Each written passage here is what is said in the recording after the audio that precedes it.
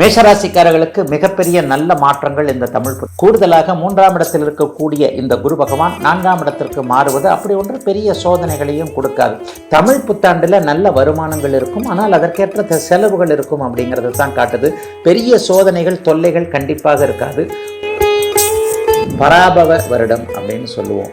மிகப்பெரிய ஒரு நல்ல மாற்றங்களை கொடுக்கக்கூடிய ஒரு நல்ல இனிய தமிழ் புத்தாண்டாகவே 12 ராசிக்காரர்களுக்கும் அமையும். புதன், சுக்கிரன், செவ்வாய் ஆகிய மாதாந்திர கிரகங்களுடைய இயக்கத்தை வைத்து ஒரு 12 ராசிக்காரர்களுக்கும் ஒரு பொதுவான பலன்களை சொல்ல முடியும். சனி 2.5 வருடத்திற்கு ஒரு முறை நிரந்தரமாக இருப்பார், ஒரு ராசியில் இருப்பார். 2.5 வருஷத்துக்கு கூட சனி பயிற்சி ஏற்படும். 1.5 வருஷத்துக்கு அப்புறம் ராகு கேது பயிற்சி ஏற்படும். புத்தாண்டின் ஆரம்ப மாதங்களிலேயே கல்யாணம் ஆகாதவர்களுக்கு அந்த திருமணம் ஆகக்கூடிய அமைப்பு, அவர்களுக்கு எதிர்பார்த்தவைகள் நடக்கக்கூடிய அமைப்புகளாக கண்டிப்பாக இருக்குங்க. அடுத்த வருஷம், அடுத்த தமிழ் புத்தாண்டு ஆரம்பித்த ஒரு சில 2 மாதத்திலேயே உங்களுக்கு ஜென்மச்சனி என்று சொல்லப்படக்கூடிய, அப்போ ஒரு 30-40 வயதுகளில் இருக்கக்கூடியவர்களுக்கு தொழில் முடக்கங்கள், வேலை மாற்றங்கள் போன்றவைகள் ஏற்படலாம் என்பதால்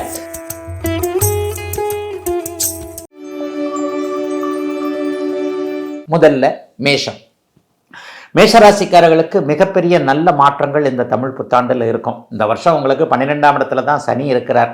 ஆனால் அடுத்த தமிழ் புத்தாண்டு ஆரம்பத்திலேயே, அடுத்த தமிழ் பிறப்பிலே உங்களுக்கு ஜென்மச்சனி ஆரம்பிச்சிடும். இப்போ அவர் உங்களுக்கு 12ஆம் இடத்துல தான் விரயச்சனியாக இருக்கிறார். கூடுதலாக 3ஆம் இடத்தில் இருக்கக்கூடிய இந்த குரு பகவான் 4ஆம் இடத்திற்கு மாறுவது அப்படி ஒன்று பெரிய சோதனைகளையும் கொடுக்காது.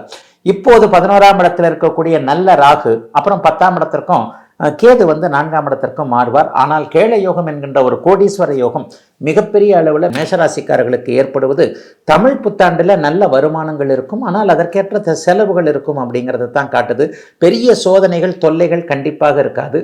புத்தாண்டின் ஆரம்ப மாதங்களிலேயே கல்யாணம் ஆகாதவர்களுக்கு அந்த திருமணம் ஆகக்கூடிய அமைப்பு, யார் வாழ்க்கை துணை எவர் எப்படி, ஒரு காதல் திருமணம்னு சொல்கிறோம் இல்லையா, விருப்ப திருமணமாக இருக்கக்கூடியவர்களுக்கு பெற்றோர்கள் சம்மதம் கொடுக்கக்கூடிய அமைப்பு, இளைஞர்களுக்கு நல்ல பலன்கள் நடக்கக்கூடிய அமைப்பு என மேஷராசிக்காரர்களுக்கு எதிர்பார்த்தவைகள் நடக்கக்கூடிய அமைப்புகளாக கண்டிப்பாக இருக்குங்க. ஐயா, சாதகமானதை கொஞ்சம் சொல்லிட்டீங்க, ஏதாவது ஒரு கஷ்ட நஷ்டங்கள் பாதகம் என்பது போன்ற சில விஷயங்கள் வந்து விடுமா அப்படின்னு நீங்கள் கேட்டிங்கன்னா, அடுத்த வருஷம், அடுத்த தமிழ் புத்தாண்டு ஆரம்பித்த ஒரு சில 2 மாதத்திலேயே உங்களுக்கு ஜென்மச்சனி என்று சொல்லப்படக்கூடிய 7.5 சனியின் நடுப்பகுதி ஆரம்பிக்க போதுங்க. அப்போ ஒரு 30-40 வயதுகளில் இருக்கக்கூடியவர்களுக்கு தொழில் முடக்கங்கள், வேலை மாற்றங்கள் போன்றவைகள் ஏற்படலாம் என்பதால் இந்த வருட ஆரம்பத்திலேயே அகலக்கால் எதுவும் வைக்க தேவையில்லாத ஒரு ஆண்டாக, தமிழ் புத்தாண்டாக இந்த புத்தாண்டு இருக்கும். டக்குன்னு நான் வேலையை விட்டுட்டு தொழில் ஆரம்பிக்கிறேன், வேண்டாங்க, இந்த வருஷத்திலேயே வேண்டாம்ன்றேன். ஏன்னா இப்போதையே அதுலேருந்து அந்த விரயச்சனியிலிருந்து அவர் ஜென்மச்சனியாக மாற போகிறதுனால மேஷராசிக்காரர்களுக்கு நான் 2 பிரிவாக பிரித்து சொல்லுவேன். இளைய பருவத்தினருக்கு ஏதாவது ஒரு ஆசையை தூண்டி விடுவார் வேலை தொழில் அமைப்புகளில். நல்லா தான் இதாக இருக்குது, வேலையெல்லாம் சரியாக வரல, டக்குன்னு ஒரு மாமா கிட்ட ஒரு 10 லட்சம் வாங்குவோம், அப்பா கிட்ட ஒரு 5 லட்சம் வாங்குவோம், இப்படி வாங்குவோம் அப்படி வாங்குவோம், அதை வாங்கி போடுவோம் இதை வாங்கி போடுவோம்னு எதனா தொழில் ஆசைப்படுற அமைப்புகளை செய்வார். ஆகவே அகலக்கால் எதுவும் வைக்க வேண்டாம். வேலை சார்ந்த விஷயங்களில் டக்குன்னு எந்த விதத்திலையும் ஒரு கோவப்பட்டு அவசரப்பட்டு, மேஷம்னாலே கோபம் அவசரம் தானே, கோபப்பட்டு அவசரப்பட்டு எந்த விதமான முடிவுகளையும் எடுக்க தேவையில்லாமல் பொறுமையாக நிதானமாக இருக்க வேண்டிய ஒரு தமிழ் புத்தாண்டாக இந்த புத்தாண்டு இருக்குங்க. அதை ஒன்று மட்டும், பொருளாதார அமைப்புகளில் மட்டும், காசு பண விஷயத்தில் மட்டும் யாரையும் அவரை நம்பினேன் இவரை நம்பினேன் அப்படின்ற மாதிரியான விஷயங்கள் இருக்கக்கூடாது. வியாபார பெருமக்கள் கூட இருக்கின்ற வியாபாரத்தை அப்படியே கண்டினியூ பண்ணிக்கிட்டு, தொழில் முனைவோர்களும் இருக்கின்ற இப்பொழுது என்ன இருக்கிறதோ அதை மட்டும் அப்படியே தொடர்ந்து செய்து கொண்டு வேறு புதிய கிளைகள் ஆரம்பிப்பது, புதிய விரிவாக்கம், டெவலப்மெண்ட்டு விரிவாக்கம் பண்ணுவோம் இல்லையா, அந்த மாதிரியான விஷயங்களில் கொஞ்சம் கண்ணும் கருத்துமாக இருக்கக்கூடிய தன்மைகள் உண்டுங்க. மற்றபடி சொந்த வாழ்க்கையில் எந்த விதமான கஷ்ட நஷ்டங்கள் கண்டிப்பாக மேஷராசிக்காரர்களுக்கு வராது. திருமணம் ஆகாதவர்களுக்கு இந்த தமிழ் புத்தாண்டில் கண்டிப்பாக திருமண உறுதி, திருமணம் போன்ற அமைப்புகள், அந்நிய இன மத மொழி பேசுகின்றவரோடு ஒரு காதல் இருக்கின்றவர்களுக்கு, இதுவரைக்கும் பெற்றோர் சம்மதம் கொடுக்காதவர்களுக்கு அது கிடைக்கக்கூடிய ஒரு நல்ல அமைப்பு. ஜூன் மாதத்திற்கு பிறகு வெளிநாடு, வெளிமாநிலம் போன்ற தூர இடங்களுக்கு போகக்கூடிய அமைப்பு. வெளிமாநிலத்திற்கு படிக்க போகணும், வெளிநாட்டில் படிக்க போகணும், அப்பா சம்மதிக்க மாட்டேன்றார், அம்மா சம்மதிக்க மாட்டேன்றார், என்கிட்ட எது இவ்வளோ காசுன்றாங்க, நான் இந்த படிப்பு தான் படிக்கணும்னு நினைக்கிறேன். இந்த மாதிரியாக மாணவ கண்மணிகளுக்கு நிறைவேறாத ஆசையாக இருக்கக்கூடிய கல்வி சார்ந்த விஷயங்கள் அப்படியே நடக்கக்கூடிய அருமையான நல்ல தமிழ் புத்தாண்டாக அமைஞ்சிருக்குங்க. மேஷராசிக்காரர்கள் எல்லோருக்கும் இந்த இனிய பராபவ தமிழ் புத்தாண்டு.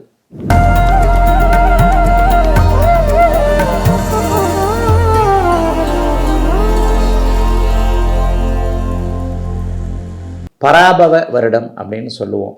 மிகப்பெரிய ஒரு நல்ல மாற்றங்களை கொடுக்கக்கூடிய ஒரு நல்ல இனிய தமிழ் புத்தாண்டாகவே 12 ராசிக்காரர்களுக்கும் அமையும். வருடாந்திர பலன்கள் எப்படி சொல்லப் போகிறது அப்படிங்கிறத ஏற்கனவே நான் குமுதம் ஆன்லைனில் நிறைய இடங்களில் சொல்லியிருக்கிறேன். என்ன அப்படின்னு சொன்னால், வருடாந்திர கிரகங்கள்னு சொல்கிறது குரு, சனி, ராகு, கேது ஆகிய 4 கிரகங்கள் மட்டும்தான். இந்த கிரகங்களின் அடிப்படையில் தான் நம்ம வருடாந்திர பலன்களை சொல்கிறோம். இப்போ மாத பலன், வார பலன் சொல்கிறது, வார பலன்கள் வாரத்தில் ஒரு வாரத்தில் 3 இடங்களுக்கு போகக்கூடிய சந்திரனை வைத்து, அதாவது ராசியை வைத்து சந்திரனுடைய மூமெண்ட்டை வச்சு வார பலன்கள், டெய்லி பலன்கள், தினசரி பலன்கள் சொல்லப்படுகின்றன. மாத பலன்கள் ஒவ்வொரு தடவையும் சொல்கிறோமே, இதே குமுதத்திலேயே ஆங்கில மாத பலன்களை சொல்லிக்கிட்டு இருக்கிறேன். இப்போ இந்த ஆங்கில மாத பலன்கள் எதனுடைய அடிப்படையில் நடக்குது அப்படின்னு பார்த்தீங்கன்னா, சூரியன் மாதத்திற்கு ஒரு தடவை மாறுறாரு. 22 நாட்களுக்கு 25 நாட்களுக்கு ஒரு முறை சுக்கிரனும் புதனும் மாறுவாங்க. 1.5 மாதத்துக்கு ஒரு தடவை செவ்வாய் மாறுவார். ஆக இந்த 4 கிரகங்கள் சூரியன், புதன், சுக்கிரன், செவ்வாய் ஆகிய மாதாந்திர கிரகங்களுடைய இயக்கத்தை வைத்து ஒரு 12 ராசிக்காரர்களுக்கும் ஒரு பொதுவான பலன்களை சொல்ல முடியும். ஆனால் வருட பலன்கள் என்பது வருடத்தில் ரொம்ப நிலைச்சு இருக்கக்கூடிய அமைப்பு. வருடம் முழுக்க ஒரு கிரகம் ஒரே ராசியில் இருக்கும்னா கிட்டத்தட்ட 4 கிரகங்கள் அந்த மாதிரி இருக்கும். சனி 2.5 வருடத்திற்கு ஒரு முறை நிரந்தரமாக இருப்பார், ஒரு ராசியில் இருப்பார். 2.5 வருஷத்துக்கு ஒரு சனி பயிற்சி ஏற்படும். 1.5 வருஷத்துக்கு அப்புறம் ராகு கேது பயிற்சி ஏற்படும். 13 மாதங்கள் ஒரு வருடத்திற்கு ஒரு முறை குரு பயிற்சி ஏற்படும். ஆக இந்த வருடாந்திர கோட்களை வச்சு தான் தமிழ் புத்தாண்டு, ஆங்கில புத்தாண்டு போன்ற புத்தாண்டு பலன்கள் சொல்லப்படுகின்றன.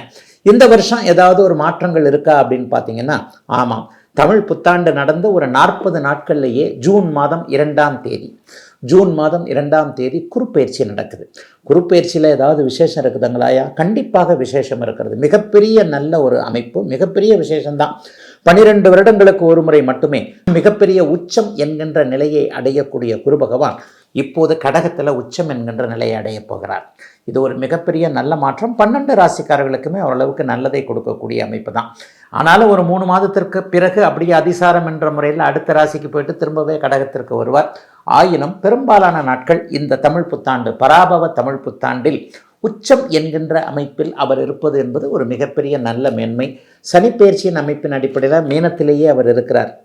காலபுருஷனுடைய இறுதி வீடு என்று சொல்லப்படக்கூடிய மீனத்திலேயே அவர் இருப்பது என்பது இந்த வருடத்தில், இந்த தமிழ் புத்தாண்டில் எந்த விதமான மாற்றமும் கிடையாது. அடுத்த வருஷம்தான் சனிப்பெயர்ச்சி நடக்கிறது. ஆகவே சனிப்பெயர்ச்சி இதாக கிடையாது. டிசம்பர் மாதம் 6ஆம் தேதி ராகு கேதுக்கள் இப்போது இருக்கக்கூடிய கும்ப வீட்டிலிருந்து மகர வீட்டிற்கும், ராகு கும்ப வீட்டிலிருந்து மகர வீட்டிற்கு வருகிறார், சிம்ம வீட்டிலிருந்து கடக வீட்டிற்கு கேது போகிறார் என்பது ஒரு மிகப்பெரிய யோக பலன். அதில் வேற பாருங்க, கேள யோகம் என்று சொல்லப்படக்கூடிய உச்சகுருவோடு கேது சேரக்கூடிய அருமையான யோகம் இந்த தமிழ் புத்தாண்டில் நிறைய பேருக்கு ஏற்பட போகுதுங்க. ஆக பணம் போன்ற வரவுகள் மிகப்பெரிய அளவில் நன்றாகவே இருக்கும். இந்த தமிழ் புத்தாண்டு சென்ற ஆண்டை விட மிக நன்றாகவே இருக்கும் என்பதாகவே நிச்சயமாக இந்த தமிழ் புத்தாண்டில் எடுத்துக்கலாம்.